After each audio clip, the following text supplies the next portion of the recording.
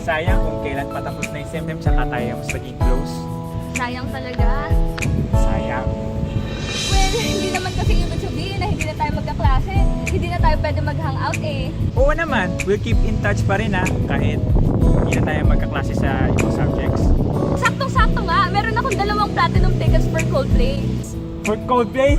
OMG, my boyfriend loves Coldplay. Ha? My boyfriend loves Coldplay. Anong sabi mo? My boyfriend loves Coldplay. Anong sabi mo? Oh babe! Oy!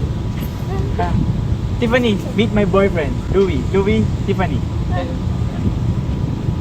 Di ba may lunch time na? Ayaw nga pala, I almost forgot. Sige, kain na kami ha. Okay. Bye-bye. Go! Kung wala ka nang maintindihan, kung wala ka nang makapitan, kapit ka sa akin. Television, being one of the most pervasive forms of the media, plays an important role in the modern world by giving out information and providing entertainment to the public. The messages that TV creates in representing reality are highly influential on society's opinions and attitude towards certain issues. The perpetuated stereotyping of gender roles in television, for example, greatly impacts how society as a whole view the norm. Although there are numerous progressive television programs and personalities, misinterpretation of gender in Philippine television is still present, since mainstream TV programs still comment outdated principles and ideologies on gender, resulting to several negative impacts on the vast audience.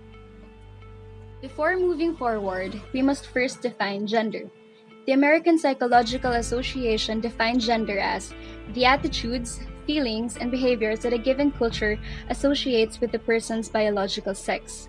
This can be expressed in terms of how they act within a given culture, for example, in terms of clothing, communication patterns, and interests.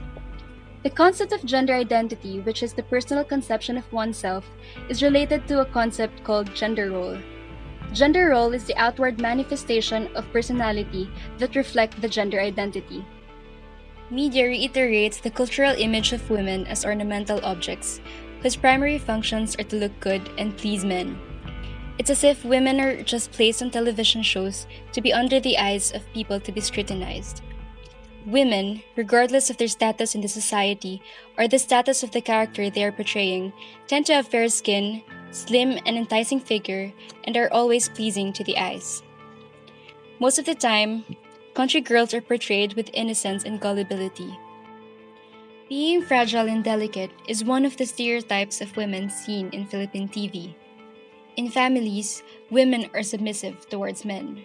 They can't speak up for themselves, and they even get beaten up whenever they try to argue with their partners. Only the vulnerability of women is often shown in television shows that make way for unrealistic standards for women. The text we're about to analyze is Ang Probinsyano, which was originally a film starred by Fernando Poe Jr. and then remade by ABS-CBN as a teleserye aired in prime time. This time starred by Coco Martin as Cardo de Lisay and Ador Borja de Leon. Since the show revolves around a young man who wants to serve his country by being a policeman, portrayal of this character becomes the standard of those men who want to pursue military and criminology as their career. Men in this show are portrayed as active, adventurous, powerful, heroic, and sexually aggressive and dominant. For example, Cardo's character is a nice, peace-loving man who then comes seeking for revenge after his brother got killed in an encounter with some syndicate and betrayed by one of his colleagues. Cardo was then hired to replace and live the part of his brother, and eventually developed the mission to find the ones who killed Ador, his brother. Men tend to seek revenge after a devastating event that had affected their name, families, and lives. Men tend to seek revenge to redeem themselves and maintain their manliness status. Because of their physical characteristics, men always have the tendency to save the day and become the hero that everyone can lean on. For example, When Cardo saw a suicide bomber inside the train, he immediately responded to stop the suicide bombing that could hurt thousands of innocent people. Right after the heroic event, most women praised him as if he has been a true hero. Guns could symbolize power and dominance, which were manifested in this show. These were important props in the show because these were the weapons used in raiding crimes and defense against culprits. Men dominating women were always shown. One example would be Carmen being kidnapped and forced into prostitution due to human trafficking, was later on killed by a man. It would be easy to dismiss that it just so happened that Cardo rescued a woman, but the trend suggests that it's always the woman that is in need of saving. According to Sandra Lee Bartkey on her analysis entitled Foucault, Femininity, and the Modernization of Patriarchal Power, media greatly influences on how the society sees a woman. She quoted that the influence of media is pervasive, for it constructs an image of the female body as spectacle. Something noticeable about this show is that the male characters are always the one who take in charge, and the women are usually submissive. The major male characters are Ador, Cardo, Joaquin, Tomas Tuazon as Joaquin's father, and Delfin Borja, or Cardo's grandfather and boss in the police force. Ador, despite dying early for plot's sake, is notably a high-ranking police officer. Cardo, the main character, is a tough guy who started with an aloof disposition. Joaquin is another high-ranking police officer who was willing to let his colleague die. Tomas is a seemingly charitable businessman at first glance, but he actually is the leader of a big crime syndicate. Delfin is the one who usually hands Cardo his assignments and is the character with the highest shown rank in the series, as he is a general. Compare these roles to the women's. Their roles are always dependent with a male character, implying that women do not have the ability to stand on their own and protect themselves. Lola Cap is the barangay captain, yet she is usually seen doing nothing but praying for Cardo to go home whenever he is on a mission. Glenn is a member of the police force. That minuscule detail already speaks volumes about how roles are being represented. She still is a competent police officer despite having a low rank compared to Cardo's.